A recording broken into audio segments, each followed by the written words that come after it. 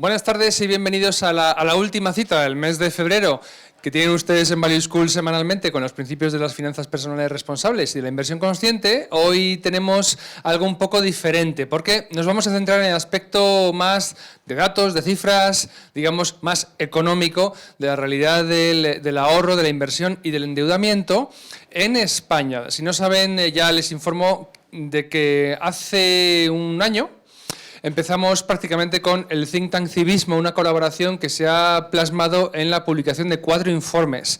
4 informes que nos va a presentar hoy su autor, Javier Santa Cruz, el economista Javier Santa Cruz, a quien voy a presentar dentro de un momento. En los informes, intentábamos dar una foto actual con datos, con gráficos de cómo ahorran, cómo invierten, cómo se endeudan, cómo se protegen ante incertidumbres mediante seguros los españoles, con los datos más recientes que su autor ha podido recabar.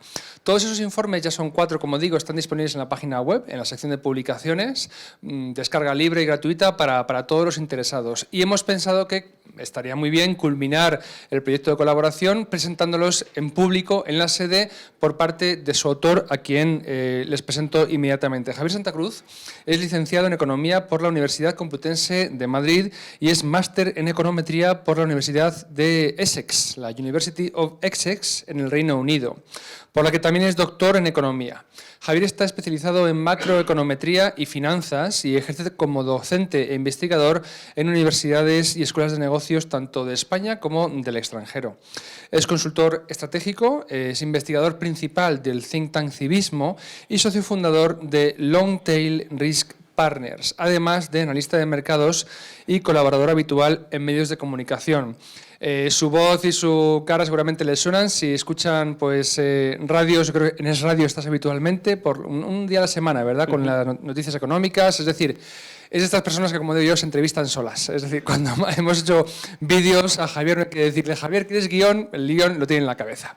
Entonces, de esa manera me ha dicho, tú tranquilo, yo me quedo aquí solo ante el peligro, hablo de los informes, los datos, los tengo frescos y luego lo que vamos a hacer es cuando acabe él su exposición, yo subiré, tomaré una de las sillas y haremos el coloquio habitual con las preguntas del público en sala y de quienes nos siguen, los amigos que están en su casa y siguiéndonos por YouTube la retransmisión.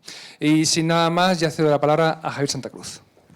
Pues muchísimas gracias, Luis Alberto, siempre por tu apoyo y especialmente pues, en este proyecto que presentamos en el día de hoy.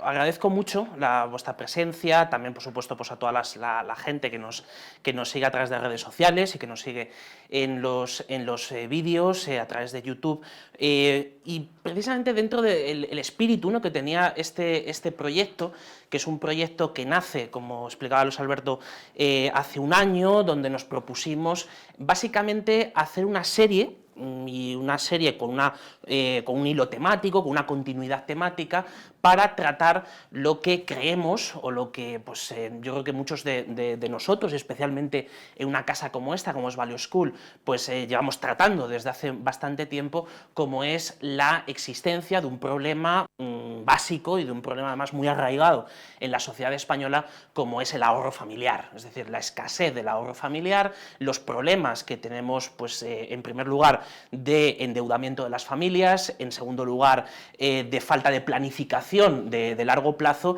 y en tercer lugar, pues cómo eso lleva a tomar decisiones incorrectas, a tomar decisiones que arrastran a nuestra vida, es decir, desde, en este caso, el bolsillo, es decir, el dinero arrastra la vida de la persona, cuando tendría que ser justo al revés, es decir, tendríamos que poner a trabajar el dinero y que en ese sentido la vida vaya siempre por delante, es decir, nuestras preocupaciones vitales, las cosas que tenemos en la cabeza, la planificación de nuestras familias o de lo que queramos hacer. Entonces, bajo ese espíritu empezamos a tirar del hilo, ¿no? Entonces, los trabajos y un poco el análisis, ¿no?, que se puede hacer del mercado y muy especialmente del ahorro en España, siempre tropezamos con una cosa que parece bastante sencilla de entender y que además está muy extendida, especialmente en la literatura financiera, que es, oiga, ¿cómo puede decir usted que los españoles ahorran poco, siendo que son propietarios de viviendas? Es decir, son personas que más del 85% de las familias españolas son propietarios de una vivienda. ¿Qué ocurre? que eso nace de la confusión que siempre existe y que es algo que es difícil de desterrar entre lo que es el ahorro y lo que es la inversión.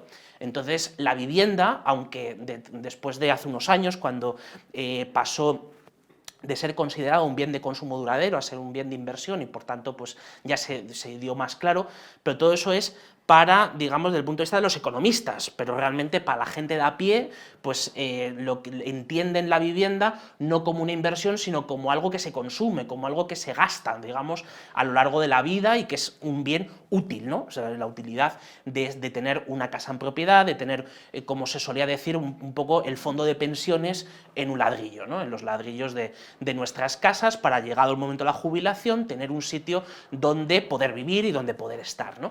Entonces, ahí parte el análisis, ¿no? Decimos, bueno, vamos a ver si de verdad o no el ahorro en España es suficiente, es razonable desde el punto de vista de del funcionamiento, del comportamiento de las familias, de las empresas, de las administraciones públicas, del sector exterior, y entonces ahí nos encontramos con la primera de las evidencias que muestra una debilidad, ¿no? Que es cuando vemos que las empresas, sobre todo las empresas y en particular las empresas exportadoras, el sector exterior, son sectores que son fuertes ahorradores, es decir, en los últimos años la economía española ha hecho un milagro, que muchas veces no hemos sido demasiado conscientes de él, pero que es un milagro extraordinario, es algo que jamás había pasado en España, que es que creciendo a tasas por encima del 3%, teníamos superávit en las cuentas exteriores, es decir, estábamos constantemente vendiendo más de lo que comprábamos en el exterior, ¿no? Eso es algo inaudito, nunca ha pasado, es decir, España siempre necesitaba crecer a base de tirar de déficit comercial, continuamente, es decir, de déficit en la cuenta corriente, de estar continuamente pidiendo prestado al exterior, y por tanto, pues, era imposible poder cuadrar las cuentas exteriores. Bueno, pues eso desde el año 2012 se acabó. Es decir, hemos entrado en una dinámica radicalmente diferente y, por tanto, las empresas y el sector exterior protagonizan la mayor parte del ahorro que genera la economía española. Sin embargo, estos que están generando, resulta que es lo que generan estos se lo comen otros. ¿Y quiénes son esos otros? Las familias y el Estado, las administraciones públicas. Entonces, en el caso de las administraciones públicas, pues prácticamente desde que llegamos cuando teníamos un déficit mayor del 10%, es decir, aquella cosa terrible, ¿no?, que pasó entre los años 2011-2012, pues se ha ido reduciendo poco a poco el déficit público, pero todavía las administraciones públicas tienen un déficit muy grande y, de hecho, preocupantemente alto, y sobre todo cómo está creciendo en los últimos meses, desde el último año. Probablemente ya lo que queda de semana es difícil que suceda, pero probablemente la semana que viene, cuando Hacienda nos dé el susto de cómo ha cerrado el déficit del 2019, ese susto va a ser gordo, ¿vale? Con todos los maquillajes y con todas las cosas que siempre, desde la época Montoro, del año 2012, se utilizaba, de guardar facturas en el cajón en el mes de septiembre y sacarlas en enero para que no computaran el déficit de ese año, en fin. Con todo y con ello tendremos un susto, ¿no? Pero ¿en dónde nos queríamos centrar, ¿no? Porque podemos, o sea, lo malo de la macro, o lo bueno, es que tienes muchos aspectos, ¿no? Entonces puedes coger y puedes jugar con todos o puedes hacer un análisis general. Pero el proyecto concreto que Civismo con Value School emprende hace un año era centrarse en el sector familias, ¿no? Centrarnos en las familias. Entonces ahí vemos que es un agujero, y que es un agujero que no es cíclico, es decir, es un agujero permanentemente estructural, es decir, desde cuando son épocas buenas, cuando son épocas malas, el ahorro familiar muestra unas tasas bajísimas. Y son tasas que, por ejemplo, en nuestro caso, están 10 puntos por debajo que, por ejemplo, el ahorro de los hogares alemanes, 12 puntos por debajo de los suecos, casi 14 puntos por debajo de los finlandeses o de los austriacos. Entonces, eso nos invita a la reflexión, ¿no? Y nos invita a la reflexión porque si no somos capaces de ahorrar, si somos capaces solamente de ahorrar 4 euros de cada 100 del sueldo que nos entra todos los meses en casa, o de los diferentes ingresos que tenemos en casa, pues evidentemente tenemos un problema. ¿Por qué? Porque, en primer lugar, si no tenemos una base una base de respaldo de patrimonio, además líquido, suficiente, tendremos que estar permanentemente endeudándonos. Entonces, en ese sentido, la otra cara de la moneda de la problemática del ahorro es el enorme endeudamiento. Y concretamente, ¿dónde está ese gran endeudamiento? Aunque lo vemos ahora un poco más adelante, en la vivienda. Es decir, estamos continuamente comprando cosas a crédito y en muchas ocasiones sin ser conscientes del riesgo que estamos asumiendo. Es decir, está el balance típico que podemos hacer entre rentabilidad y riesgo. Lo de la rentabilidad nos mueve muy bien, pero el riesgo ni lo percibimos, ni siquiera lo queremos percibir en muchas ocasiones, ¿no? Entonces, aquí arranca el análisis, ¿no? Entonces decimos, bueno, vamos a ver en primer lugar cómo ha evolucionado esto, y entonces ahí nos encontramos que es un grave problema estructural. Es decir, en el año 2008, cuando los sueldos estaban creciendo en el pico de la burbuja de 2007-2008, de la burbuja inmobiliaria, y justo antes de la crisis del 2008, los sueldos crecían por encima del 6%, sin embargo, la tasa de ahorro de las familias registraba su mínimo histórico, ¿vale? Por debajo del 5%. Entonces, luego se produce un repunte muy fuerte del ahorro, y eso siempre va ligado al crecimiento del paro, es decir, al crecimiento del desempleo. Es decir, conforme entra la crisis hay una reacción fuerte, rápida, pero esa reacción a los siguientes años vuelve otra vez a bajar la tasa de ahorro. Es decir, no tanto, ni siquiera con el ciclo, es decir, porque muchas veces va incluso por delante del ciclo económico, sino que enseguida se ve que es una reacción anómala, ¿no? La tendencia es una tendencia que sigue siendo claramente a la baja. Por ejemplo, tuvimos un buen dato, o sea, un buen dato coyuntural en el tercer trimestre del año pasado, es decir, cuando estábamos prácticamente cerrando la serie, el cuarto de los informes, el tercero, perdón, de los informes de esta serie, y sin embargo, ese dato que era coyunturalmente bueno, no era más que un espejismo. Es decir, no era más que el efecto de que el consumo estaba estancándose, y es lo que está pasando ahora mismo. Es decir, el consumo de las familias está creciendo muy poquito, ha bajado de una forma muy importante la tasa de crecimiento, mientras que si los sueldos vuelven a subir de forma fuerte, en torno al 4%, si los sueldos suben un 4%, el consumo sube un 1%, estamos en una relación muy desfavorable entre consumo y ahorro, pues evidentemente todo eso hace que estadísticamente hay un efecto estadístico de incremento del ahorro. Pero si nosotros salimos a la calle, o cualquiera de nosotros, y preguntamos si estamos ahorrando más hoy que el año pasado, la pregunta normalmente, es decir, la respuesta que tendrá es: o estoy ahorrando igual o menos. Es decir, es algo que es un puro efecto estadístico, es decir, no se está notando en el ciudadano, ¿no? Entonces, eso nos lleva a pensar que es un efecto anómalo y, por tanto, pues la tendencia a la baja continúa, ¿no? Entonces, una vez que decimos, bueno, esto es la problemática que existe en España, vamos a estudiar cuáles son sus causas, ¿vale? Entonces, para las causas tenemos que aplicar un poco de cirugía, ¿no? Tenemos que hacer un poco más de detalle de lo que normalmente se suele hacer en esta materia. ¿Por qué? Porque la respuesta fácil es que lo que estamos haciendo es destinar el ahorro a vivienda, ¿no? Que era lo que decíamos al principio. Sin embargo, eso no se corresponde con lo que está pasando, es decir, eso no es ahorro, estamos invirtiendo. ¿Por qué? Porque el ahorro que no tenemos lo estamos pidiendo a los bancos, es decir, lo que estamos haciendo es endeudándonos para poder conseguir un objetivo que puede ser el de tener una primera vivienda, pero es que incluso el 40% de los españoles tiene dos viviendas. Es decir, tiene una vivienda principal y una vivienda secundaria, con lo cual el incremento del endeudamiento es más que proporcional de la bajada del ahorro. Es decir, conforme baja más el ahorro, el endeudamiento sube más que proporcionalmente. Bien, esa es una primera cuestión, es decir, el problema del endeudamiento. Pero yendo a lo más rudimentario y a lo más sencillo en economía, que es lo que ahorro es la diferencia entre lo que gano y lo que gasto, ¿no?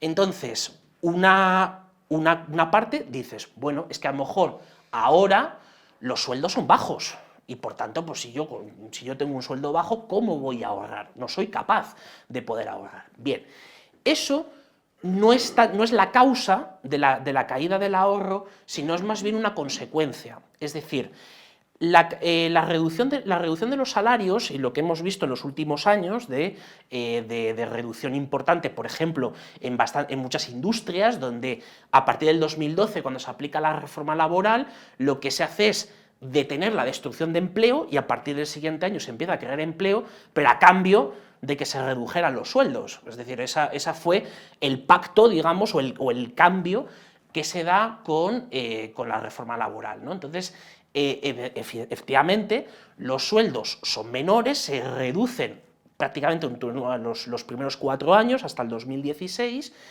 pero decimos, ¿eso es una causa? ¿Eso es una posible causa?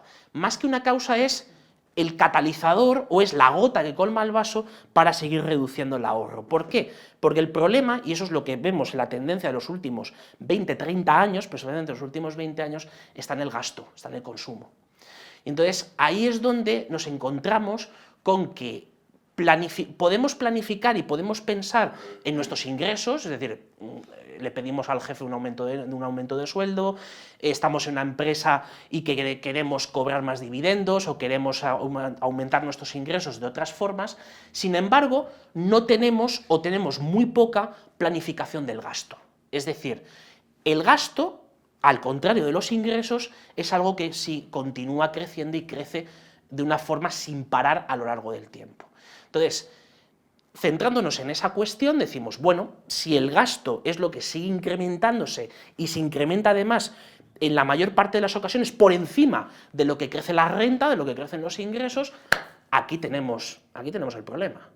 Entonces, tenemos que ver, por un lado, cómo hacemos para fortalecer el lado de los ingresos, pero al mismo tiempo controlando y atando en corto a los gastos, ¿no? Entonces, aquí es donde arranca ya los otros 3 informes, desde el primero, los 3 siguientes, para dar estrategias prácticas, ¿no? O sea, el objetivo que teníamos no era tanto, o sea, no es un objetivo teórico, ni mucho menos, porque entonces si no, no lo haríamos, esto ya se ha hecho hasta la extenuación y se hace todos los días, a todas horas, en cualquier medio de comunicación o en cualquier lugar de la calle. Es necesario poner encima de la mesa herramientas prácticas, ¿no?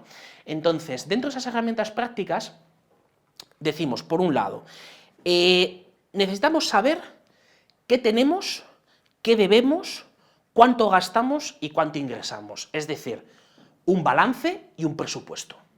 Bien, o sea, partimos de algo tan básico como esto, es decir, hacer un ejercicio de pensar y de ordenar, estructurar qué es lo que tenemos y qué es lo que debemos, activos, pasivos, qué es lo que ganamos y qué es lo que gastamos, ingresos, gastos, de una cuenta de resultados, igual que haríamos en cualquier empresa.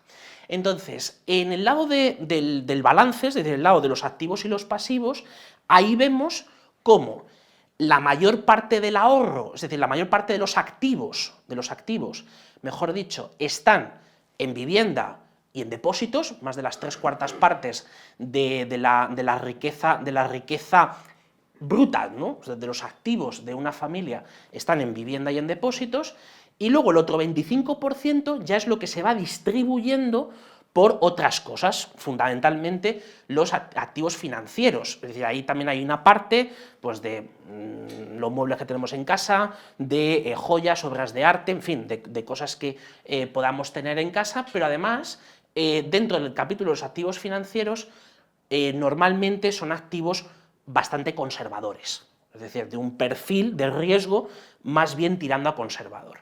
Y entonces aquí está una de las grandes paradojas que se producen, ¿no? En los activos financieros, el perfil de tipo, ¿no?, del ahorrador en España elige estar en activos de bajo riesgo, ¿no? O sea, la percepción del riesgo es una percepción en la cual elige estar en activos que tengan bajo riesgo. Sin embargo, o mejor dicho, en teoría, bajo esa lógica, estamos en vivienda, pensando que es un activo conservador, ¿vale? Es decir, pensando que eso es un activo conservador, que es algo, como se decía en los primeros 2000, es algo que nunca cae. La vivienda nunca cae, es decir, el precio siempre sube, el valor nunca se reduce. Bueno, pues, por un lado tenemos una piel muy fina, que es la percepción del riesgo en los activos financieros, pero por otro lado nos sale el jugador de blackjack que todos llevamos dentro. ¿Por qué?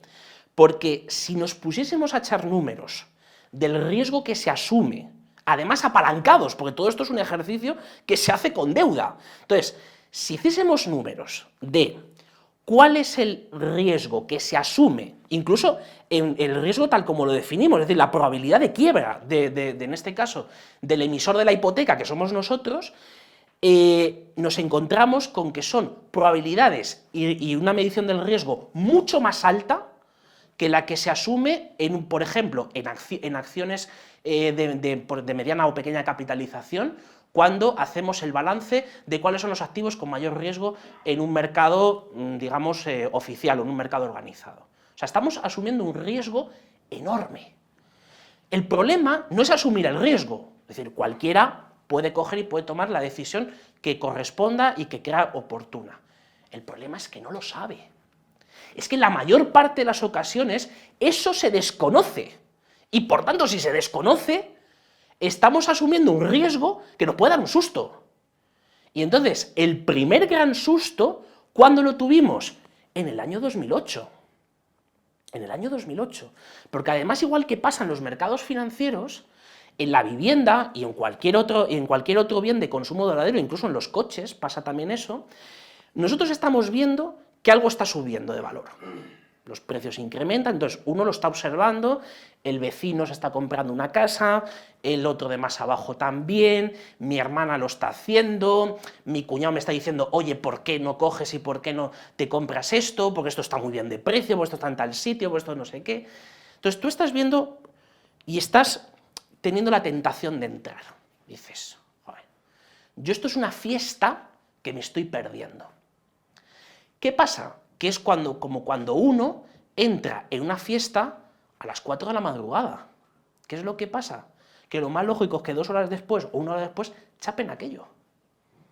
¿Y qué hacemos? Hemos entrado en el punto más alto o en los puntos más altos de la trayectoria, sea del precio de la vivienda, sea del precio de una acción o sea de cualquier precio, y lo que estamos haciendo es comernos toda la caída. Estamos comprando cuando el inversor inteligente vende y estamos vendiendo cuando el inversor inteligente compra.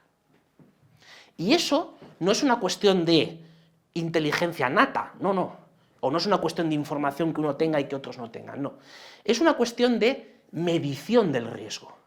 Y esa medición del riesgo es algo que se educa, es algo que se enseña, que se puede enseñar a cualquier ciudadano. Es decir, igual que nos enseñan a leer y a escribir, o igual que nos enseñan a sumar y restar, también nos pueden enseñar a tener una percepción correcta del riesgo.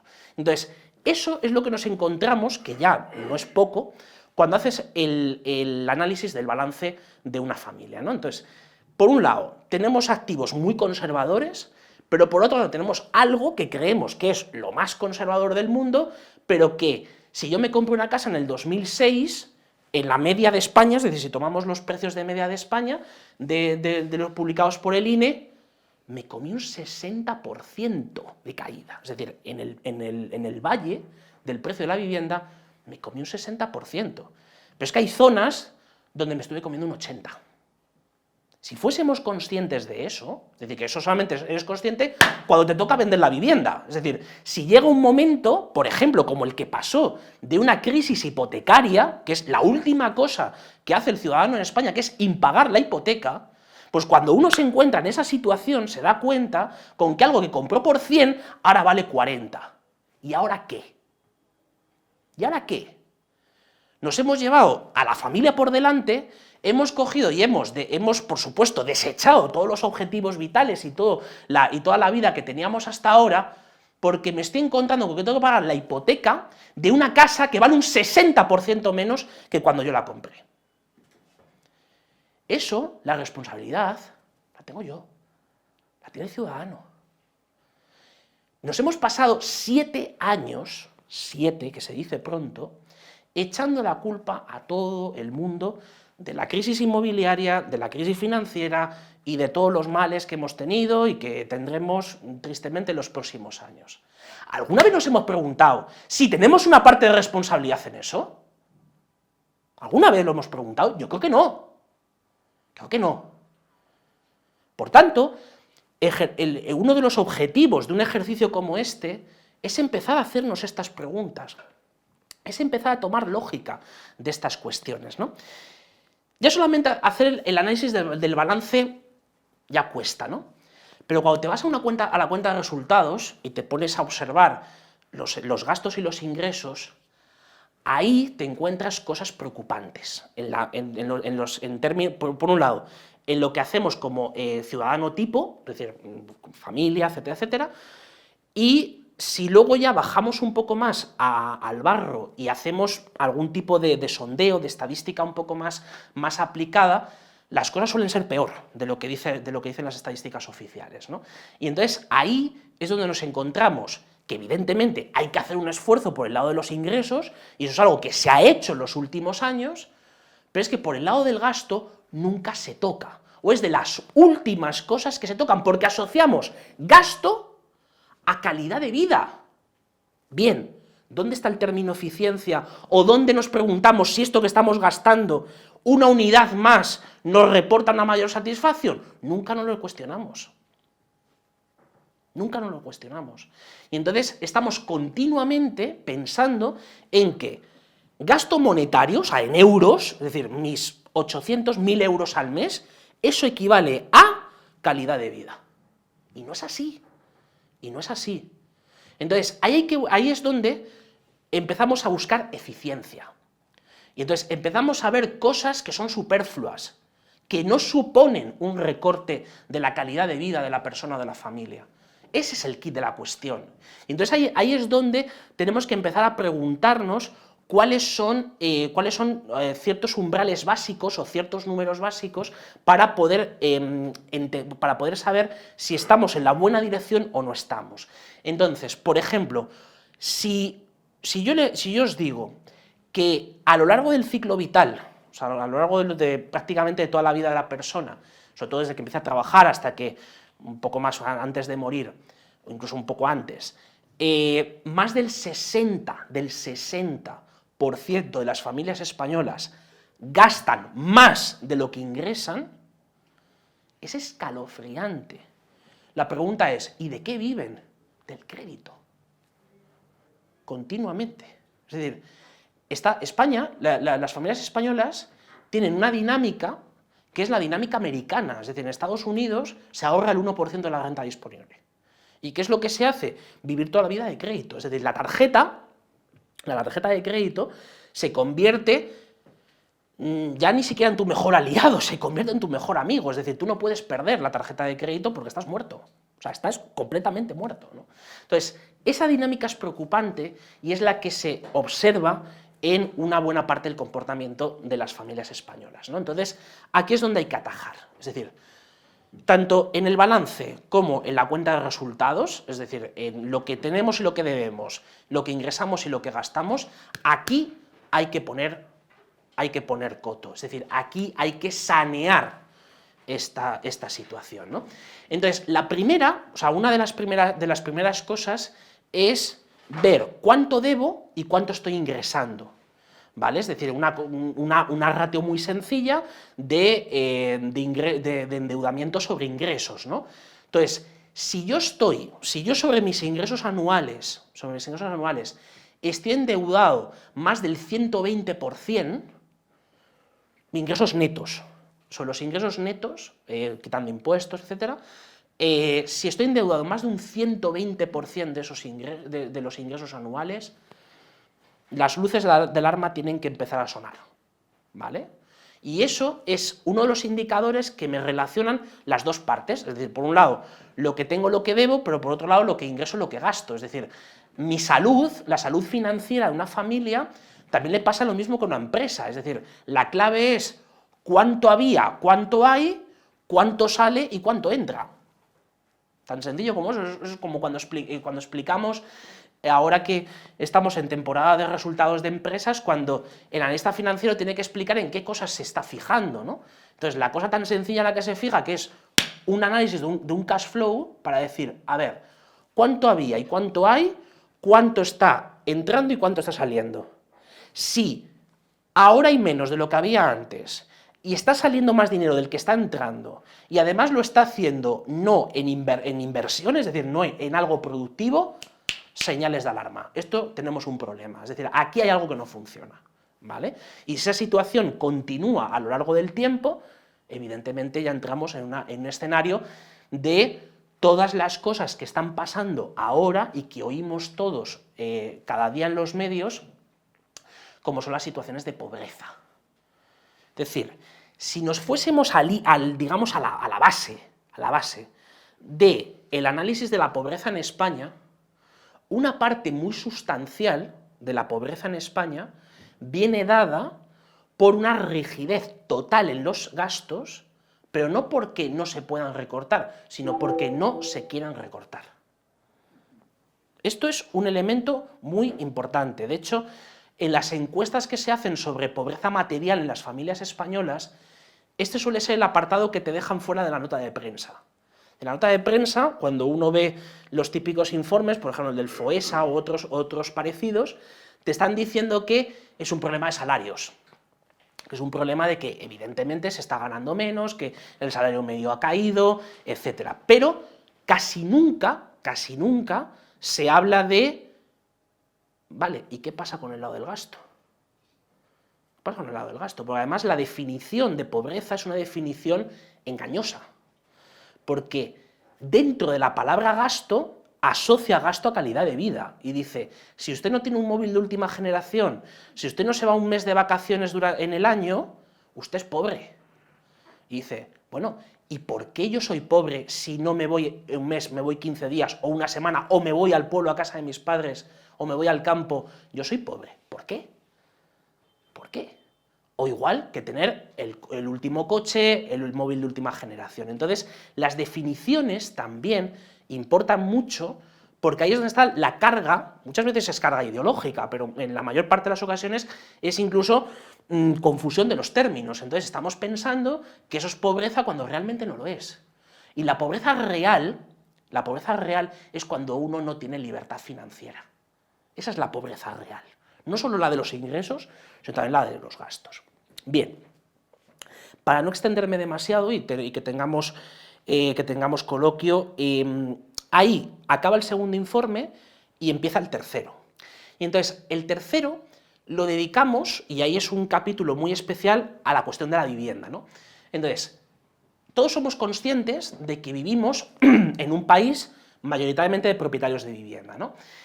Pero para poder alcanzar ese objetivo, que es un objetivo, oye, el que tiene cualquier persona, y eso es, no nos podemos meter en ello, ni mucho menos, hay formas de conseguirlo. Hay formas de hacerlo eficiente, de poder coger y de poder tomar decisiones a sabiendas, es decir, ser conscientes del riesgo, ¿no? Entonces, en ese sentido, vemos, por ejemplo, cómo no hay planificación del crédito hipotecario, ¿no? Entonces, en el crédito hipotecario nos encontramos con que, además de coger y además de que nos animamos a comprar una casa, pues prácticamente cuando estamos en el pico de los precios, además de eso, no estamos haciendo o no somos conscientes del cálculo del endeudamiento a largo plazo, es decir, proyectamos los ingresos a corto plazo, los gastos también los proyectamos a corto plazo, pero ¿y el flujo de ingresos que tienen que repagar esa hipoteca a largo plazo? ¿Quién piensa en ellos? Hay que pensar en ellos.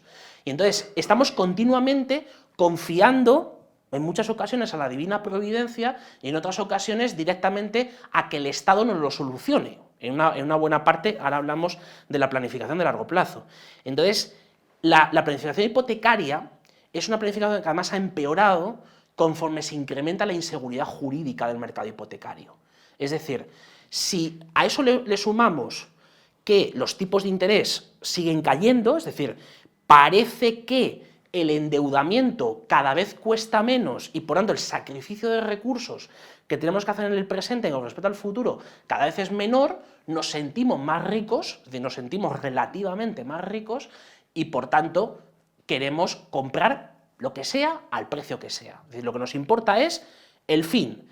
Y como decía Maquiavelo, el fin justifica los medios. ¿vale? En esto somos muy... Aparte de jugadores de blackjack en el ladrillo, somos bastante maquiavélicos en esto, ¿no? Entonces, por tanto, ahí esa planificación hipotecaria se hace de una forma bastante ineficiente. Pero es que, a más, tenemos el problema del crédito al consumo. Entonces, el crédito al consumo, hasta hace unos años, estaba bastante restringido a ciertas áreas. Por ejemplo, una de las primeras que era el de los vehículos, ¿no? La compra de vehículos, donde pues, tenías una financiación por parte del concesionario, donde se compraba, bueno, unas condiciones que muchas veces son o eran bastante favorables. ¿Qué ocurre?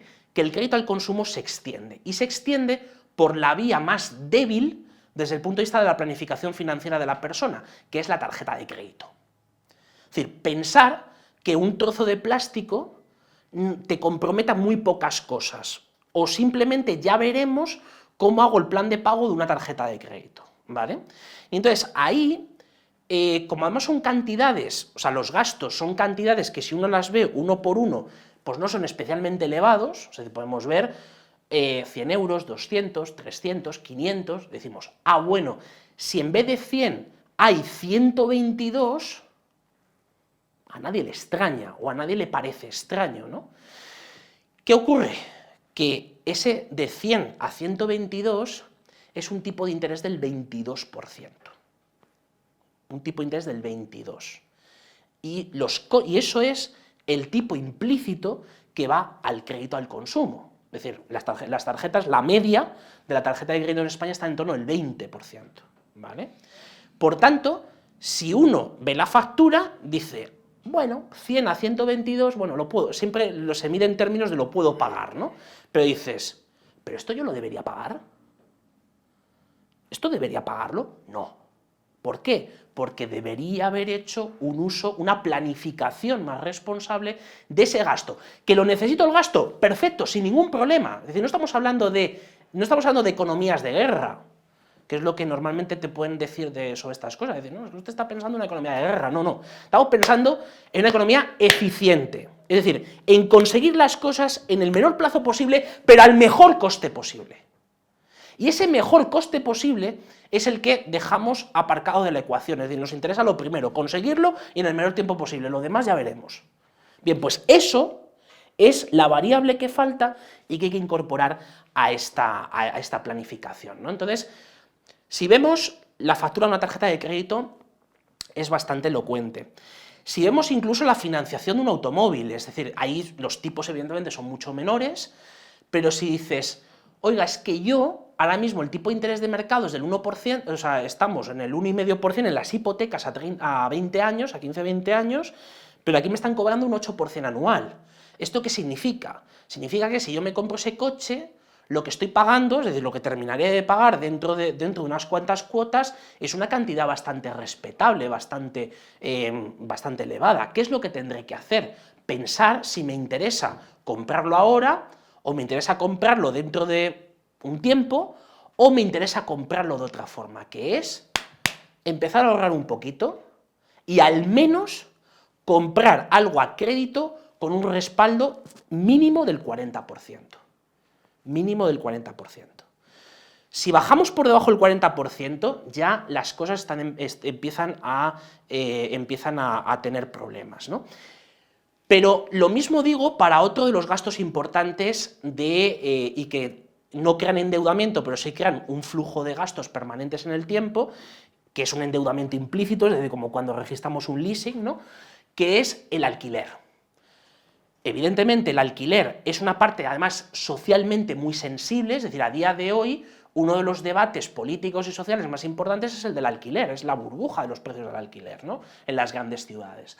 Y entonces, ¿ahí qué nos estamos encontrando? Nos estamos encontrando con que, evidentemente, los precios han subido, suben por otras razones que no nos da tiempo ya a contarlas, pero son razones de mercado bastante, digamos, bastante claras y bastante sencillas, pero no se repara, y la parte que no se tiene en cuenta es, oiga, ¿cuánto supone el alquiler sobre mis ingresos netos? Porque si me estoy comiendo más del 60% de mi sueldo, cuidado. cuidado, esto es un problema, ¿vale? O sea, estamos cogiendo y estamos hipotecando, o sea, nunca mejor dicho, hipotecando nuestros ingresos en torno a eso. Entonces, estas medidas de control, y desde luego tanto en los vídeos como en el texto, detallamos bastante cuáles son las mediciones, cuáles son los umbrales, y todo ello bajo el punto de vista de la orientación, es decir, aquí no estamos en una ciencia exacta, es decir, lo que estamos hablando es, analizamos tendencias, analizamos comportamientos, y dentro de esos comportamientos hay unos más recomendables que otros, hay unos que son más adecuados dependiendo de la situación vital que otros, ¿no? Entonces el capítulo de endeudamiento es especialmente relevante al respecto. Luego, ahí viene el tercer informe, ¿no? Entonces, el tercer informe introducimos el elemento de la planificación de largo plazo, ¿no? Entonces, en la planificación, aparte de haber hecho todo digamos, el ejercicio previo de balance, presupuesto, poner las cosas en orden, etcétera, etcétera, cuando uno hace planificación a largo plazo, no empieza, o sea, empieza la casa por el tejado, ¿no? Que es pensar en los objetivos del presente, y no tanto en los objetivos futuros. Pues normalmente eso decimos lo que decía aquel economista de que a largo plazo todos muertos, ¿no? Y es un grave error, porque el largo plazo muchas veces viene más temprano de lo que esperábamos, ¿no? Entonces, la planificación de largo plazo falla en primer lugar ahí, es decir, estamos usando objetivos vitales del presente, cosas que se tienen que solucionar en el presente, y sacrificamos los objetivos futuros. Entonces, ¿cuál es la máxima expresión de esta falta de planificación de futuro a largo plazo? Las pensiones. Pero no solo las pensiones, sino también la sanidad y la educación. ¿Por qué? Porque si podemos agrupar en unas 4 parcelas, ¿no? cuatro cuestiones esenciales donde hay que planificar a largo plazo: sanidad, educación, pensiones y vivienda.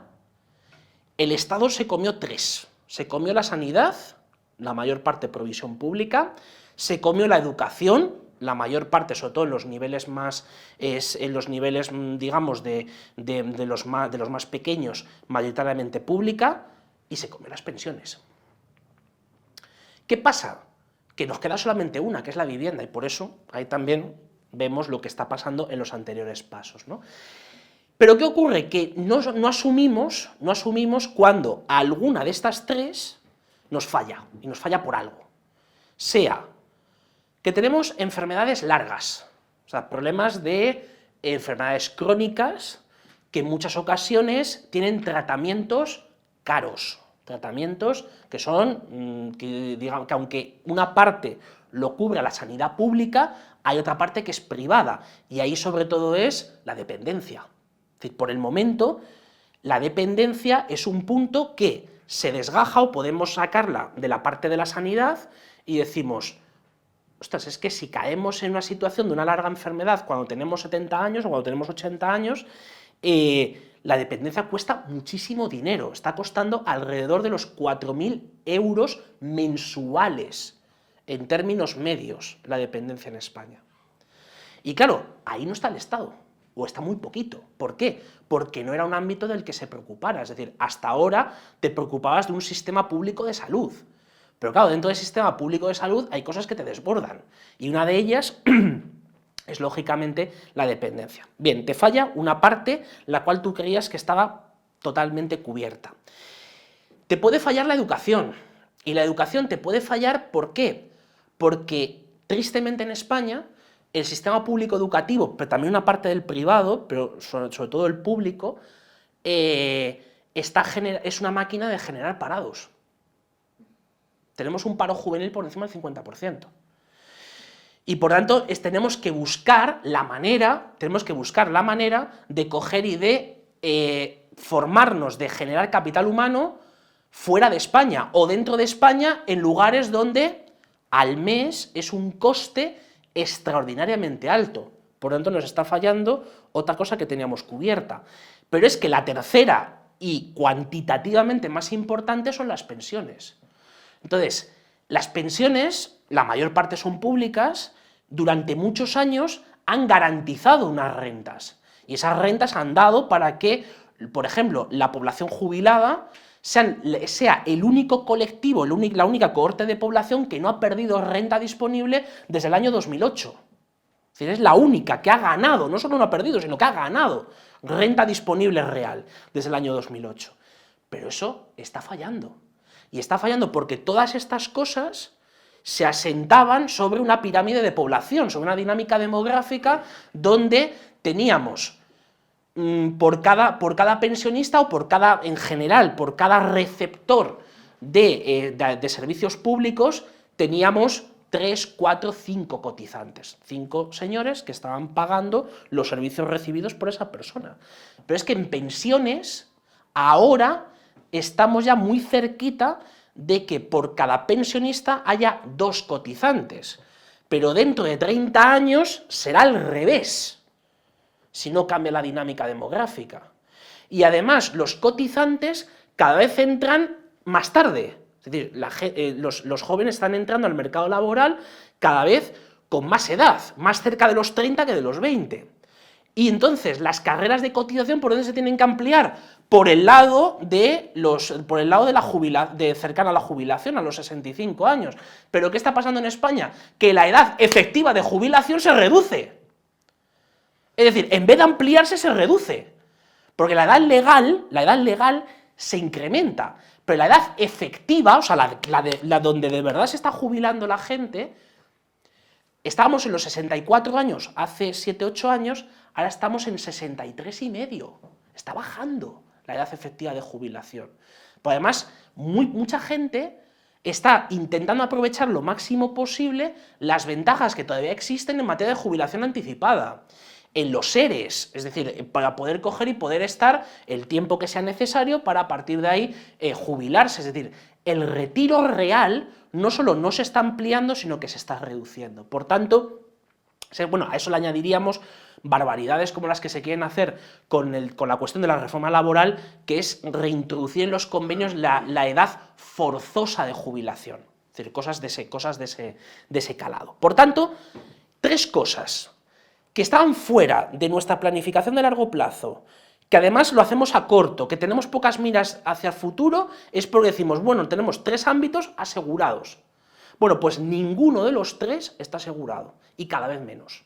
Con lo cual, el esfuerzo que tenemos que hacer es todavía mucho mayor, ¿no?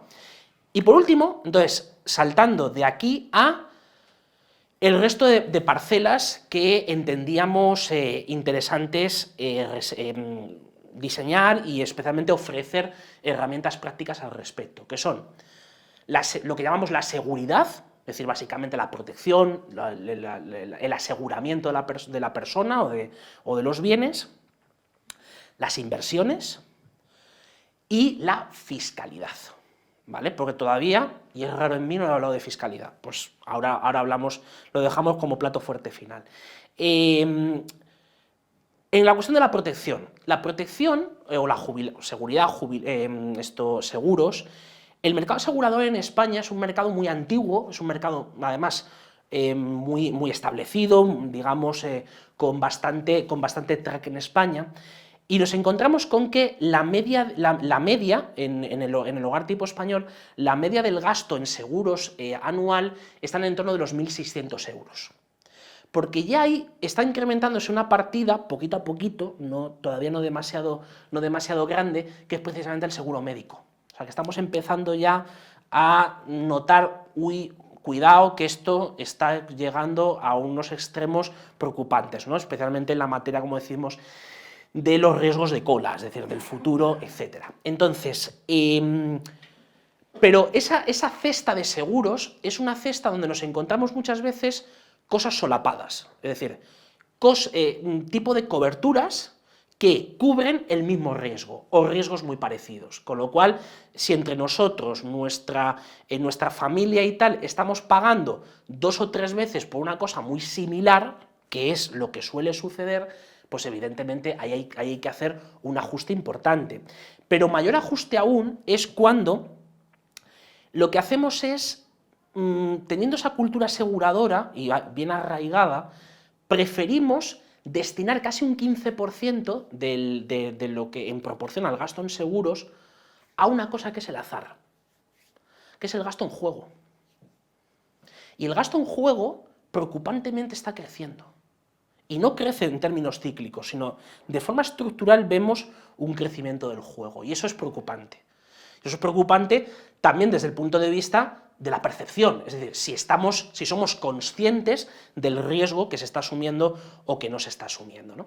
Entonces, ese capítulo es enormemente relevante, es decir, la eficiencia a la hora del contrato de las pólizas de seguros, pero ahí viene el lado de la inversión, y entonces en la inversión esto liga con el primero de los capítulos, el primero de los informes, ¿no?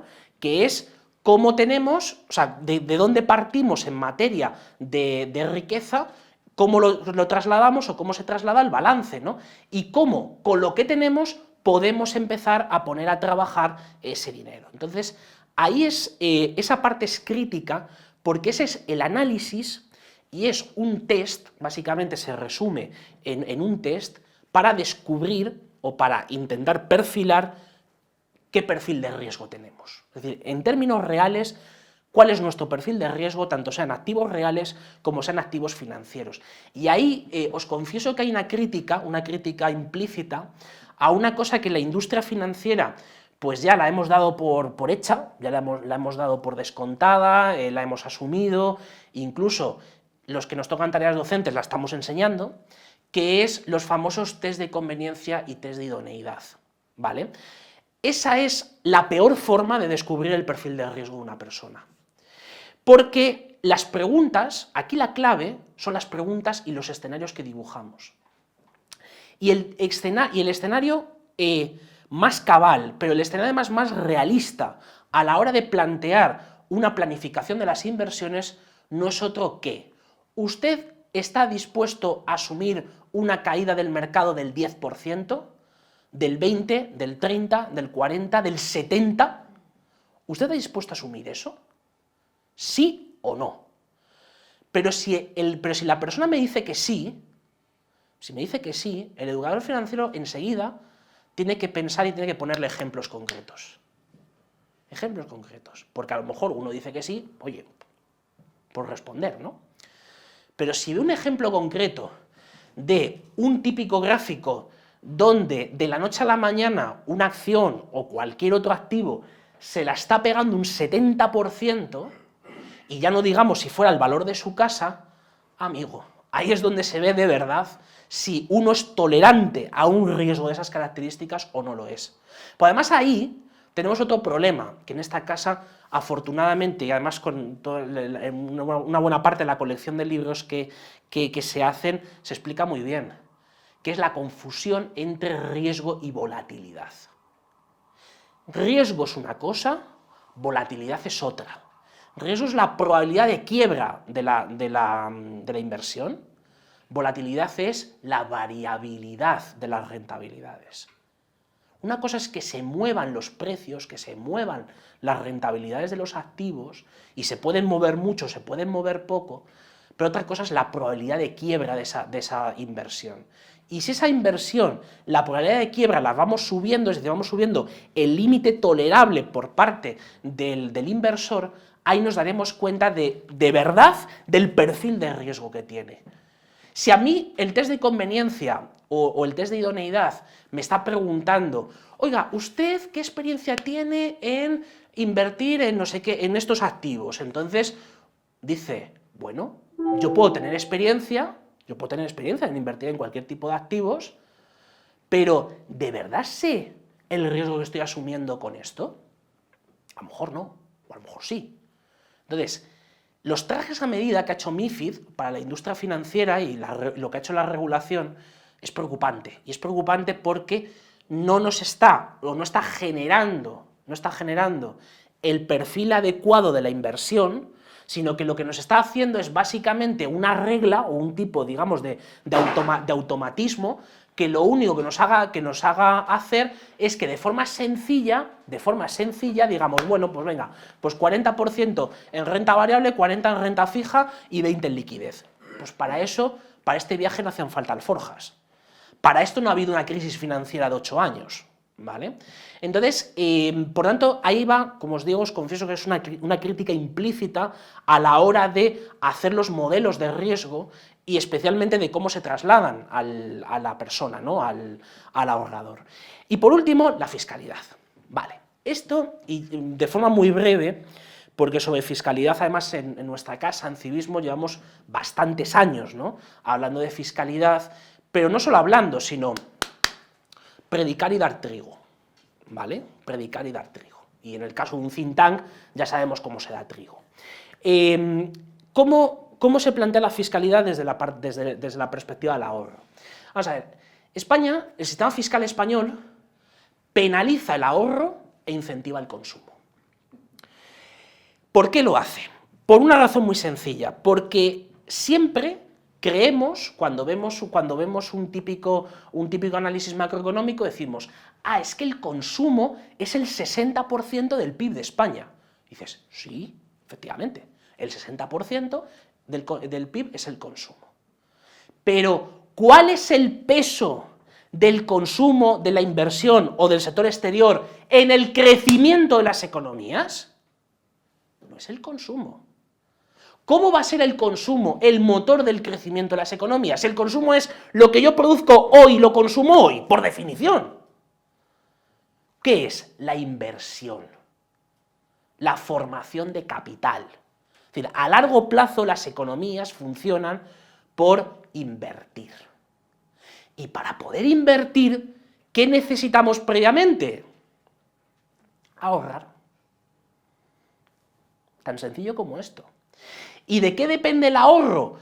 Es el análisis que hacíamos en el primero de los informes, depende de muchas cosas. Pero una de las cosas que depende es un problema, no de que a nosotros no se nos meta en la cabeza, que eso era aquella infamia que decía Jeffrey Sachs hace muchos años para definir las situaciones de pobreza en los países del tercer mundo, que era un problema simplemente de la tasa de ahorro porque no se sabía hacer las cosas. No, es un problema institucional. Y las instituciones, ¿qué son? Reglas. Y reglas que pueden ser tanto formales como informales. ¿Y cuál es una de las reglas formales que está obstaculizando el ahorro en España? La fiscalidad. Es decir, no puede ser que España sea un país que apueste fiscalmente por el consumo, que tengamos uno de los tipos de IVA, del IVA general, y ya no digamos el reducido y el superreducido, de los más bajos que hay en la Unión Europea, y que sin embargo España sea el único país que tiene el impuesto al patrimonio. Pero no solo que lo tenga, sino que encima lo quiere subir, y encima de subirlo lo quieres poner en todas las comunidades autónomas. Es un desastre. Y el impuesto al patrimonio, solamente por decir una cosa que es nimia, que es ridícula, o sea, una cosa que recauda 600 millones al año, y que como mucho recaudaría 1.500, 1.600 millones al año, como mucho. No es un problema ni siquiera de los impuestos a la riqueza, es un problema del impuesto de la renta. Pero es que hay otro, que es peor, que son las cotizaciones a la seguridad social. La suma de los dos, lo que se llevan las cotizaciones más lo que se lleva el impuesto a la renta, es el 37% de la renta disponible. 37%. Si a eso le añadimos lo que se paga por IVA, lo que se paga por impuestos especiales, lo que se paga por impuestos autonómicos, municipales, etcétera, etcétera, etcétera, ¿qué ocurre? Que nos pasamos medio año ganando dinero, o sea, ganando nuestro sueldo para pagar impuestos. Tan sencillo como eso. Entonces, traducido al elemento ahorro, la fiscalidad premia el consumo, castiga el ahorro. Por tanto, lo que necesitamos es darle la vuelta, es decir, que la fiscalidad premie el ahorro y lo que haga es, al menos, no favorecer el consumo. Aunque yo sea partidario de penalizar el consumo, es decir, los tipos de IVA, es decir, la fiscalidad en el consumo es neutra a largo plazo. Es neutra, es decir, cuando hemos visto las veces que se ha subido el IVA en los últimos años, especialmente entre 2010 y 2012, los efectos que tiene sobre la renta son efectos que pasado el año, incluso un poco menos del año, pero pasado el año se asumen. se internalizan, es decir, eso o va a precios, una parte va a precios, otra parte va a los márgenes de las empresas, ¿no? Entonces, los impuestos indirectos nos hacen más responsables, pero los impuestos directos penalizan directamente tu nómina, tus dividendos, tu ahorro, tu patrimonio, etc. Entonces, en esa situación, por tanto, para resumir, tristemente estamos en esa situación, evidentemente las cosas no invitan al optimismo en términos generales de la parte de la fiscalidad, porque pues tenemos encima de la mesa la cuestión de los impuestos a las riquezas, sea patrimonio, sucesiones, etc.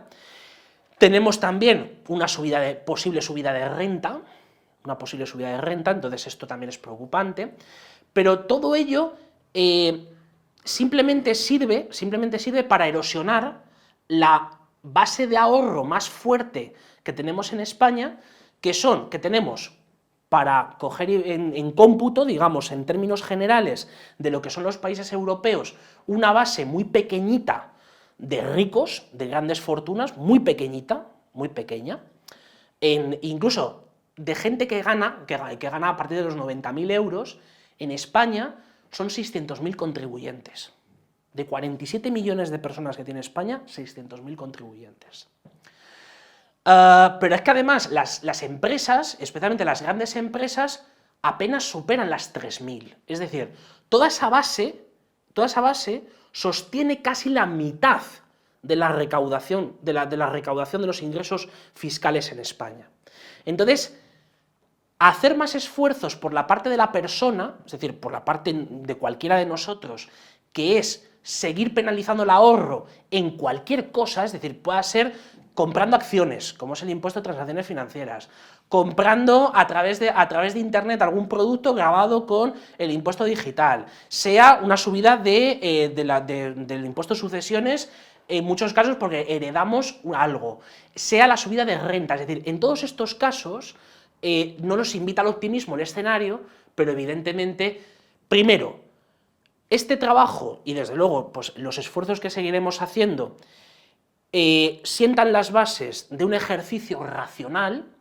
En segundo lugar, afortunadamente ha habido cambios importantes en España en los últimos años, con lo cual estamos empezando, aunque sea de forma tímida, una senda más favorable, y en tercer lugar, que estamos en el sitio oportuno y en el momento adecuado para empezar a pensar en cómo tenemos que organizarnos, cómo tenemos que identificar correctamente nuestro perfil de riesgo y cómo tenemos, por tanto, actuar en consecuencia para ordenar nuestros ingresos, ordenar los gastos, ordenar lo que tenemos y, evidentemente, pues para usar las herramientas que tenemos disponibles.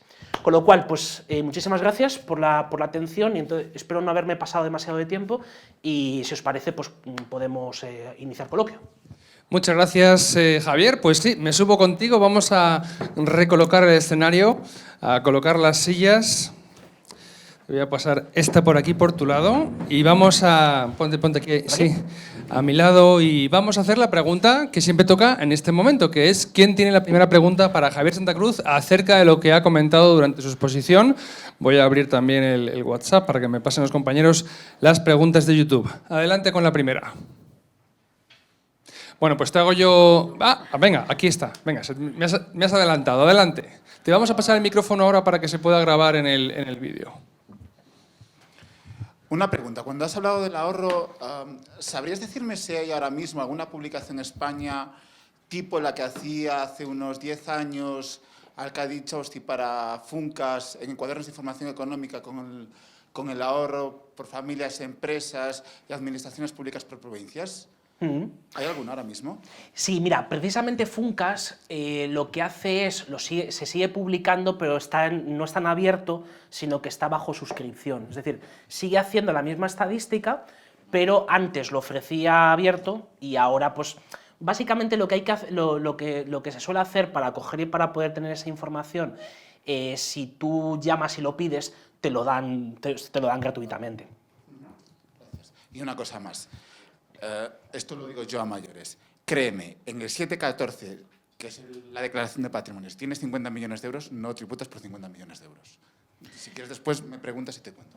No, no, evidentemente, es decir, porque hay una cosa, afortunadamente tenemos una cosa de defensa del contribuyente que es el escudo fiscal, es decir, entre otras cuestiones, pero precisamente una de las cosas que hace patrimonio es más lo que estorba desde el punto de vista de la psicología y de la forma en la que piensa el contribuyente, que dice, yo voy a pagar 50 millones de euros o voy a pagar 5 millones de euros. O sea, no tanto piensa en eso cree que lo da por dado y es simplemente una cuestión muchas veces de no conocerlo a fondo, sino que es esos incentivos perversos de decir, ¿por qué yo voy a tributar por algo por lo que ya he pagado impuestos? Es decir, si es verdad que en estricto sentido son dos hechos, si nos pusiésemos en el debate de la fiscalidad, son dos hechos imponibles diferentes, pero nosotros tenemos que ver esto como pasa con el agua, es decir, es el ciclo del agua, ¿no? O el ciclo de vida en las personas. No solo es cuando tú lo ganas, sino cuando tú lo estás ahorrando, cuando tú lo estás transmitiendo a tus familiares o cuando tú estás donándolo a cualquiera. Entonces, en ese sentido, nos falta una visión integral de la fiscalidad. Y esa visión integral es la que nos hace, por un lado, decir, ¿para qué voy a ahorrar si total cojo y como gane un poco más en bolsa o en fondos o cuando, bueno, por cierto, una cosa muy importante, cuando rescato mi plan de pensiones, me dan el hachazo. ¿Para qué voy a ahorrar? Me lo gasto. Bueno, otra pregunta para Javier. Aquí tenemos una. Mientras te llega el micrófono, te voy a preguntar, Javier, ahora que hemos cambiado de gobierno y ya tienen una mayoría suficiente para aprobar medidas, yo escucho muy a menudo, has aludido a ello, esto de que las subidas de impuestos no nos preocupemos, que solo los van a pagar los ricos. ¿Eso es cierto? ¿Quiénes son los ricos? ¿Hay ricos para pagarlo? ¿Es mentira? Porque cuesta mucho, es decir, la gente siempre le viene a la cabeza que si Mercadona, la familia de Juan Roch, que si Amancio Ortega, y bueno, piensan que todos los que no son como él son los ricos, que lo van a pagar, pero creo que no hay que creerlo, ¿no? Incluso por salud ciudadana o por salud, por conciencia crítica, no hay que creerlo, ¿no? Por dos razones. La primera es la definición de rico, ¿no? Entonces, en España hemos ido bajando el listón conforme hemos ido definiendo qué es un rico, ¿no? Entonces, ahí hay una cosa también de primero de Economía, que es confundir renta con riqueza. Entonces, cuando la ministra de Hacienda le preguntaron, bueno, pero ¿cuál es el umbral a partir del cual se subirá el IRPF, ¿no? a las rentas altas? No, ¿por qué? Los ricos a partir de 90.000 euros, de 130.000 euros. Y dices, una ministra de Hacienda que confunde renta y riqueza. O sea, que ya está hablando en términos de salario, de salario bruto De anual. salarios, claro, de salarios, para los autónomos, es decir, facturación de autónomos, etcétera, ¿no? Entonces, claro, eso es preocupante, porque dices, primero hemos ido, aparte de darle una patada al diccionario, hemos ido bajando el listón de lo que consideramos como rico, ¿no? Pero es que si ya vamos a lo que es de verdad, es decir, aquí la gente, ¿qué gente está sosteniendo la recaudación fiscal? Pues estás encontrando que los 600.000 contribuyentes, que son los que están por encima de los 90.000 euros, están sosteniendo el 37% de la recaudación por renta. O sea, ¿y estos señores quiénes son? Pues son básicamente altos directivos, profesionales liberales, médicos, abogados, notarios, es decir, profesiones, lo que se llamaba siempre las profesiones liberales, consejeros, directivos, etcétera, ¿no? Entonces, vale, estos les subes los impuestos, vale, tenemos un caso muy cercano, justo no demasiado lejos de España, que se llama Francia, ¿no? Entonces Francia toma esa decisión. ¿Cuánto duraron siendo rentas? Que es más difícil, porque uno, cómo se cambia de domicilio, cómo busca trabajo en otro lado. Al año siguiente de subir los impuestos a eso que ellos llaman los ricos, se deslocalizó más de la mitad de los contribuyentes por el impuesto. Pero es que a los que le clavaron un 75%, aquello que dice Piketty de que estaría dispuesto a pagar el 80% de lo que gana, estaría por ver, pero evidentemente si tú lo quieres pagar, págalo. Hazle una donación a Hacienda, no hay ningún problema. O sea, uno se presenta a la ventanilla de la agencia tributaria y dice, oiga, yo quiero donar a Hacienda el 80% de mis ingresos. Hágalo, pero no metan ese lío al resto de los ciudadanos. Es decir, no, o sea, al resto de los ciudadanos que paguen lo que deben pagar, lo que tienen que coger y lo que tienen que pagar en cada momento. Entonces, Al año siguiente se fue la mitad de los contribuyentes, pero es que los del 75%, que era, si no recuerdo mal, a partir del 1.000.000 de euros, fue el famoso caso Gerard Depardieu, ¿no? Bueno, pues aquello se fueron todos, no quedó nadie, cero. O sea, la estadística de la hacienda francesa, una cosa que le pongo muchas veces a mis alumnos para que se vea, ¿no? Cuando estamos hablando de fiscalidad, digo, fijaos, aquí estaban, aquí acabaron, cero. Precisamente un gobierno socialista en Francia, que fue el de Manuel Valls, fue el que tuvo que echar para atrás de esto, diciendo, oiga, nos vamos a freír espárragos. Y además Francia teniendo experiencia en ello, porque ya se fueron a freír espárragos 30 años antes, en el año 81, cuando se llega el señor Mitterrand y le da por nacionalizar la industria, la banca y todas estas cosas. Al año siguiente estaban rescatados por el Fondo Monetario Internacional. Bueno, pues en el caso de España, nuestro problema es más grave. ¿Por qué? Porque ni tenemos la base de grandes empresas de Francia, ni tenemos la base de grandes contribuyentes que tiene Francia. Y entonces, en vez de fijarnos en el ejemplo francés, fijémonos en el ejemplo portugués. Portugal, un gobierno socialista apoyado por comunistas, ¿qué es lo que ha hecho en los últimos 4 años? Una revolución fiscal. ¿Y cómo se llama esa revolución fiscal? Oiga, en Europa hay una bolsa interesantísima de señores que trabajan en las instituciones europeas con pensiones que son especialmente altas, ¿por qué no los atraemos? Segunda, tenemos una avalancha importante de inversores chinos, inversores asiáticos, incluso americanos y gente que viene de Latinoamérica, especialmente los países con más problemas de Latinoamérica. Pongamos una residencia permanente pagando lo mínimo y lo justo en impuestos. ¿Qué ha hecho Portugal? Portugal ha experimentado el mayor capítulo de crecimiento de las economías en los últimos años en Europa. Pero también, ¿qué fue lo que hizo? Oiga, yo no puedo hacer solamente discurso de los ingresos, también lo tengo que hacer de los gastos. Eso es algunas cosas que aquí a gente de aquí se le olvida. Hablamos de la bajada de los impuestos, pero no hablamos del ajuste del gasto. Pero en Portugal ya han dejado de hacer eso. Leí hace poco en el periódico que, claro, eso te enfrenta con el resto de los países de la Unión Europea porque te acusan de paraíso fiscal y ya eso ya está cerrado. Y ahí estás muerto. Entonces, o eres Irlanda, que eres resistente, o en este caso Portugal, que ha decidido ceder, ¿no? Y es un problema. Pero en cualquier caso ya ha establecido las bases para que, aunque haya un empeoramiento de las condiciones, volver al estado inicial es bastante complicado. Muy bien, vamos con una pregunta en la primera fila. Vale, buenas tardes, Javier. En primera tiempo, enhorabuena por la exposición, de verdad que estuvo bastante muy bien. Sí, estuvo bastante bien. Mi pregunta es muy sencilla, es más que todo tú como formador, ¿cómo incentivas tú a los españoles a que ahorren con el tema que hablabas de salarios y todo esto, y a ese gran miedo que hay, ¿no? Hay como que una sensación de que vivimos a corto plazo, ¿no? Y a largo, pues, no hemos olvidado de ese largo, que a la final todo el mundo piensa en ese... Tiene un objetivo a largo plazo, pero te quedas en el corto. ¿Cuál es el mayor reto que tú tienes para incentivar, pues, a esos 45, 50 millones de habitantes que tiene España para que llegue a ahorrar nuevamente? Pues mira, te agradezco la pregunta porque ese es el objetivo que tiene este ejercicio que hemos hecho aquí entre Value School y civismo, que es dar respuesta precisamente a eso, es decir, cómo hacemos estrategias para el incremento del ahorro, pero sobre todo el ahorro es un fin, o sea, es un medio, perdón, no es un fin, ¿no? Y entonces, ¿qué es lo que hemos encontrado? En primer lugar, el control de los gastos, y en segundo lugar, el hacer todo lo posible por el incremento de los ingresos. Entonces, ¿por dónde tenemos que empezar? Tenemos que empezar por aquellos lugares o por aquellas cosas donde tengamos poder de decisión. Y entonces, a día de hoy, uno de los sitios donde tenemos poder de decisión es precisamente sobre el gasto.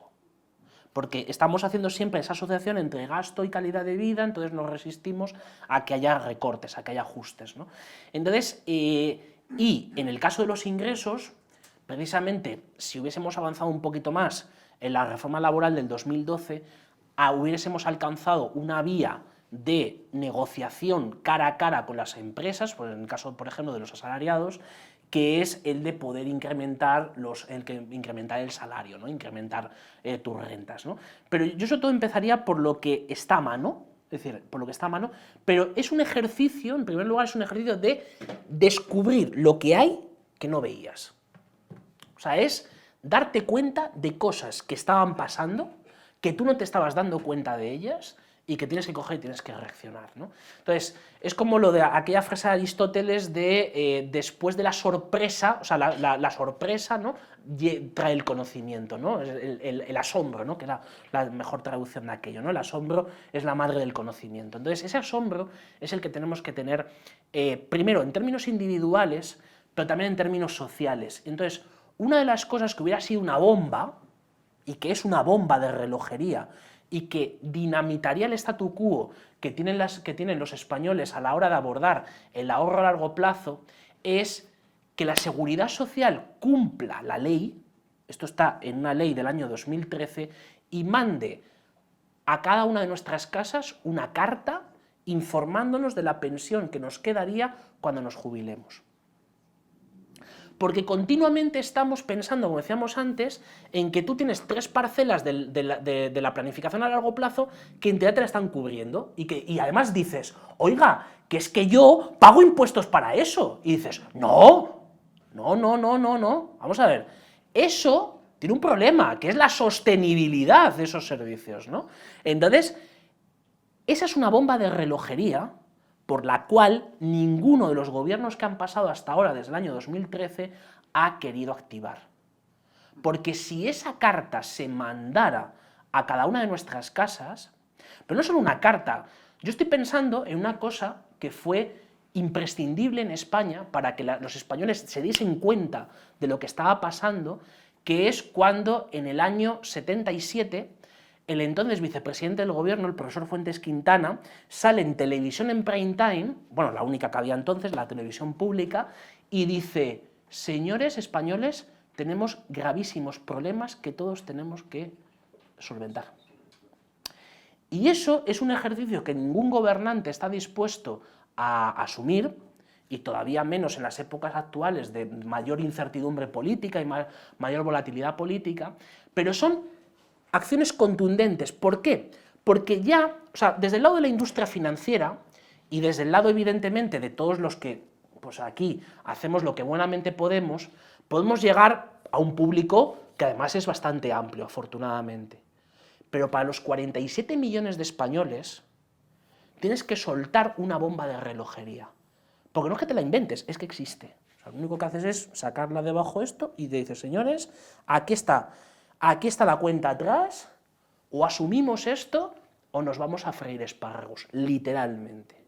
Y entonces, eso es algo que no se quiere asumir. ¿Por qué? Porque encima ahora, con tipos cero, y con una buena parte de la curva de los tipos de interés española y también en el resto de Europa en negativo, encima nos están dando por pedir prestado, las reformas de largo plazo se postergan.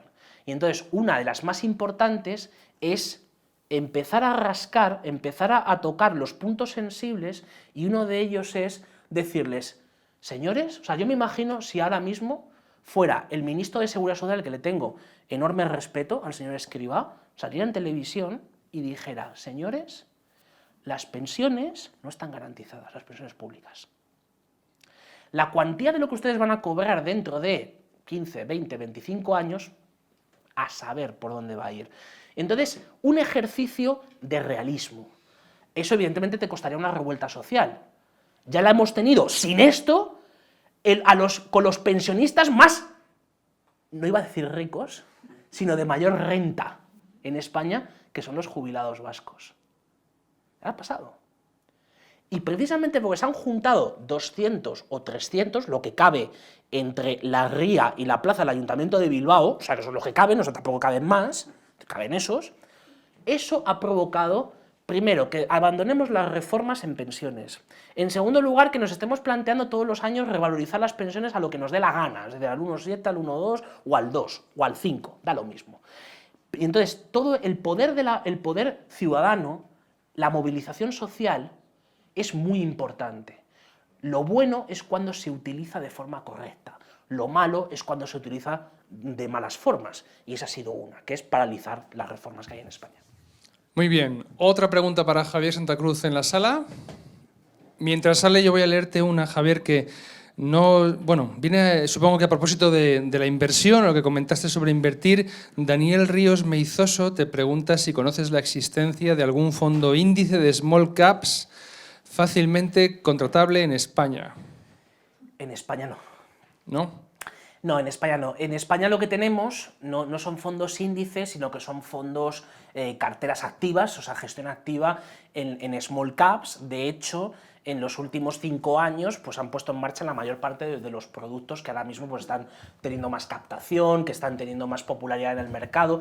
De hecho, hasta el punto, evidentemente diré el pecado, pero no el pecador, de uno de ellos que es el anuncio siguiente de las campanadas de Año Nuevo de hace 2 años, ¿no? Entonces, y además, con una cosa que es terrible para la educación financiera en España, como es lo de la rentabilidad en el último año ha sido del 37%. ¿Qué pasó en el siguiente año? Bueno, bien. ¿Otra pregunta para Javier? Ahí la tenemos al fondo de la sala. Muchas gracias. Felicidades, Javier, por la charla. Gracias. Te quería preguntar, a título individual, en el escenario que tenemos ahora, impuestos que parece que van a subir, ya hablan de 2 puntos más de IVA, ¿qué hacemos? Buena pregunta. Buenísima pregunta. Vamos a ver. Una de las ventajas, y digo ventajas, de la incertidumbre, de la volatilidad política, mejor dicho, es que el ciudadano tiene un mayor peso, porque las mayorías son muy estrechas. Es decir, aquí estamos hablando de que por puñados de votos, o sea, por unos puñados de votos, se pueden configurar unas mayorías hacia un lado y otras hacia otro, ¿no? Entonces, en el caso fiscal, afortunadamente, tenemos herramientas. Una de las herramientas que todavía nos queda en España es la de votar con los pies, que es básicamente, y eso le ha pasado a la Comunidad de Madrid, es decir, Madrid es el ejemplo de eso, pero también está pasando en otras comunidades. Es decir, esto no es solo una cuestión de Madrid, donde vemos las diferencias que hay en impuestos y la poquita, no demasiada, competencia fiscal que hay entre territorios, ¿no? Entonces, en el escenario tan volátil en términos políticos, en materia fiscal, desde luego, es apostar no solo por el que te dice que te baja los impuestos, porque cuidado, a ver si te baja los impuestos, pero la mano te la está metiendo, o sea, por un bolsillo te está metiendo dinero, pero por el otro te lo tiene que quitar. Y te lo puede quitar de 2 maneras. Una, subiéndote otros impuestos, u otra, creando deuda, que es un impuesto, que es el impuesto futuro, ¿no? El pago futuro de impuestos. Con lo cual, en materia fiscal, desde luego, tenemos que ser especialmente responsables, porque es algo que además es algo cotidiano, es algo que nos atañe a todos, pero ahí el error siempre está en pensar que el problema, por ejemplo, es el IVA, ¿no? Siempre nos quejábamos, incluso un partido que gobernó unos cuantos años, hace 3, 4, pero hace 10, cuando se produjo la subida del IVA, de la primera subida del IVA, en la época de Elena Salgado, salió a la calle poniendo mesas diciendo, o sea, en contra de la subida del IVA, diciendo: ese no es el problema, ese no es el problema, el problema no es la subida del IVA, el problema es que te suban las cotizaciones, que te suban el impuesto de la renta, que te suban el IBI de tu casa, que te suban patrimonio, sucesiones, el resto de impuestos. Es decir, ese es el problema. El IVA se asume, y se asume, como hemos dicho antes, es decir, una parte precio, vía precio que lo paga el consumidor, y la otra parte vía margen de las empresas. Con lo cual, la responsabilidad y el qué hacemos en materia fiscal, desde luego ahora mismo estamos en una posición mucho más proactiva de lo que podíamos hacerlo hace años, donde los bloques de mayorías eran muy claros, o era un partido o era otro. Ahora hay muchos partidos y también mucha dispersión territorial. Y entonces el juego del territorio es bastante importante. Oye, Javier, si tú fueras, ya para terminar, si tú fueras ministro de Hacienda y pudieras tomar 3 medidas... Fíjate que no quería yo hablar de fiscalidad.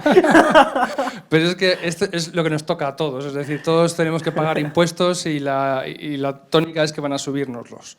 ¿Qué 3 medidas tomarías para fomentar en España el ahorro y la inversión? Mira, la primera es totalmente radical, y lo digo con esas palabras, que es radical, es dejar de penalizar el ahorro. No solo no dejarlo de penalizar, sino incentivar de una forma potente el ahorro en España en términos fiscales, y la merma de ingresos que tú tienes por ese lado, es decir, lo que pierdes en el one shot, es decir, en el corto plazo de ingresos que pierdes por ahí, incrementárselo a los impuestos indirectos. O sea, tenemos que dejar de ser un país que beneficie el consumo y penalice el ahorro. Pero es que la otra parte es la del gasto. Igual que nos estamos aplicando el cuento en materia de gasto en las familias, también lo tenemos que hacer en las administraciones públicas. Segunda cosa, muy relevante, necesitamos ya una formación temprana, es decir, desde edades tempranas, en materia de educación financiera. Y cuando hablo de educación financiera es básicamente educación social, es decir, una acción social potente para el ordenamiento de nuestras cosas. Pero no lo que hace Finanzas para Todos, o no lo que hace muchos de estos programas que dicen, no, es que mi educación financiera, lo que yo entiendo como educación financiera es enseñarte a saber qué es un depósito, qué es una tarjeta de crédito. No. Eso son herramientas, y las herramientas me las puedes enseñar. Pero a un niño, desde muy pequeño, le tienes que enseñar qué es el ahorro, qué es la inflación y qué es el tipo de interés compuesto. Esas tres cosas son el abecedario. Y el tipo de interés compuesto, creedme, hay personas que llegan a las facultades de economía en primero de carrera y no saben lo que es. La encuesta última que hizo el Banco de España de conocimientos financieros es desoladora. Era del año 2016 porque evidentemente esto estadísticamente cuesta reunirlo y también, desde luego, cuesta también verlo, o sea, se te cae el alma a los pies. Cuando ves que la mayor parte de los españoles no sabe lo que es la inflación, ojo, no sabe lo que es el tipo de interés compuesto, ni tampoco sabe básicamente unos rudimentos muy sencillos de ahorro, fiscalidad, es decir, cosas tan básicas como esas. Entonces, esa acción educativa es muy importante y eso sería una segunda cuestión. Y la tercera, esta ya va hacia otro aspecto que es especialmente, creo que importante, que es la de o sea, esto que hemos dicho hace un momento de abrir de golpe los ojos a los españoles, decir qué es lo que está pasando y cómo nos tenemos que poner las pilas. Porque además, una de las ventajas es que la generación de nuestros padres, como tengo padres mayores, puedo decir la de mis padres, ¿no? Pero en muchos casos es la de los abuelos o tal, ¿no? La generación de nuestros padres fueron los que crearon la clase media en España. Y España se revoluciona gracias a la creación, como en todas las sociedades occidentales, de la clase media en los años 50, 60 y 70, ¿no? ¿Y cómo lo hicieron? Ahorrando. Ahorrando. ¿Y cómo ahorraban? Si uno pone a euros constantes, y uno pone cuáles eran los salarios que se ganaban entonces y cuáles son los salarios que se ganan ahora, en términos medios de todos los sectores, y luego ya, evidentemente, la película cambia mucho en función de los sectores cuáles sean, no es una diferencia tan grande como podemos pensar, porque siempre pensamos en términos nominales y no en términos reales, ¿no? No es una diferencia tan grande. ¿Por qué? Porque hemos tenido la desgracia, en términos generales en España, de que la productividad no ha crecido demasiado. O sea, en los últimos 40 años tuvimos un punto de un crecimiento importante de la productividad, pero luego eso nos lo comimos entre los años 2000 hasta ahora, ¿no? Entonces, ese golpe encima de la mesa, no sé, voy a decir una burrada, ese discurso de Su Majestad el Rey el día de Nochebuena diciendo, señores, tenemos este problema. Eso vale por 400.000 conferencias, tropecientas mil acciones que hagamos, eso tiene un efecto potentísimo. Y ese es el que utilizan los buenos gobernantes. Los buenos gobernantes, o los gobernantes inteligentes, utilizan eso. Ya ni siquiera si sea la televisión pública privada, me da igual, o sea, YouTube o sea Twitter. Pero el hacer como cuando nace la cría del elefante, que se da un golpe en el suelo, es decir, conforme sale del vientre, ¡pa!, se pega un golpe en el suelo y sale corriendo. Eso es lo que en España nos falta por hacer en esta materia. Bueno, pues bueno, iba a cerrar, pero aquí se ha levantado una mano. Le vamos a pasar el micrófono para que lo escuchen los compañeros desde sus casas. Yo solo es un comentario. Me llama la atención que, como experto que es, no haya hecho ninguna mención del impuesto de sociedades, que creo que es el impuesto que tiene más margen para que sea quien pague los impuestos, no renta, no IRPF. Le agradezco la pregunta. Vamos a ver, primero porque estábamos hablando más de familias que de empresas, pero voy a tomar la oportunidad de hablar un minuto solo del impuesto de sociedades. El impuesto de sociedades en España tiene, si nos comparamos a empresas comparables en Europa, tenemos una fiscalidad más alta en materia de sociedades, no en tipos marginales, pues en tipos marginales no nos podemos comparar. Tampoco nos podemos comparar con una medida bastante tramposa que utilizan los ministros de Hacienda, que es lo de la recaudación por este impuesto, la total, sobre el PIB, porque el PIB de España, no en cantidades, sino en la composición del PIB de España con el de Alemania, con el de Francia, no tiene nada que ver, y especialmente nuestro problema es el tamaño de la empresa. Es decir, el impuesto de sociedades, la recaudación, se sostiene sobre una base de 3.200 empresas, que son las grandes. Y además, estas están sometidas en muchas ocasiones a una doble imposición. ¿Por qué?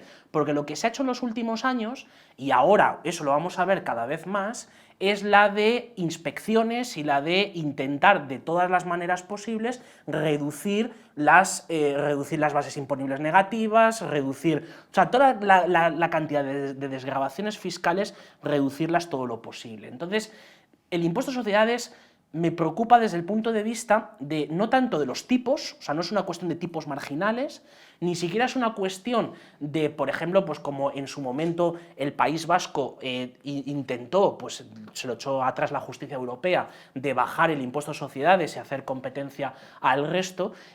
No me preocupan los tipos, no me preocupa ni en muchos casos el propio diseño, es decir, el diseño tampoco no es especialmente malo si uno lo compara con patrimonio, lo compara con renta o lo compara con otros.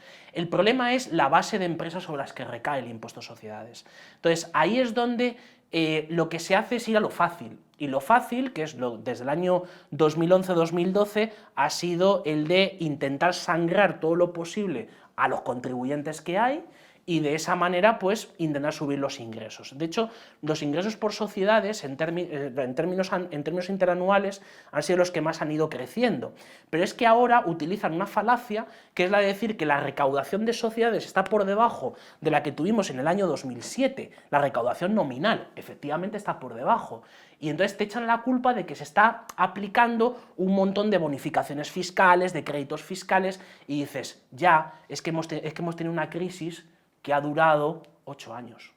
O sea, en términos efectivos de recesión de balances de las compañías españolas, ha durado 8 años, hasta el año 2014 no se pudo sacar la cabeza.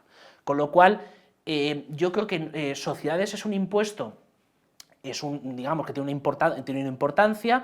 Yo no soy de los que creen que el impuesto a sociedades debería desaparecer, yo creo que es una cuestión de evitar, digamos, la no tributación que debe existir, pero debe existir en unos términos razonables y, desde luego, teniendo presente que España es un país que tiene una base muy pequeñita de grandes compañías y que sobre esa se sustenta la recaudación del impuesto. Muy bien, muchas gracias, Javier. Sabes que siempre tenemos un detalle con quienes venís, que, insisto, todos los ponentes vienen de manera desinteresada, y como publicamos muchos libros, como ven aquí todos ustedes, que por cierto, gracias a los simpatizantes que hacen posible las ediciones, pronto en mayo sacaremos el siguiente título del libro de la colección de inversión, con el libro de los Bogleheads, la guía de inversión de los seguidores de John Bogle. Bueno, regalamos un libro, y en este caso no es uno de los nuestros, sino es uno de nuestros amigos de la Fundación Numa, que encargaron una edición particular del libro del premio Nobel Richard Thaler y Cass Sunstein, que se llama Un pequeño empujón, que investiga la aplicación de las finanzas del comportamiento o técnicas para hacer lo que llaman la arquitectura de la elección e impulsar a empujoncitos a que los ciudadanos tomen las decisiones que según los expertos del Estado más les convienen.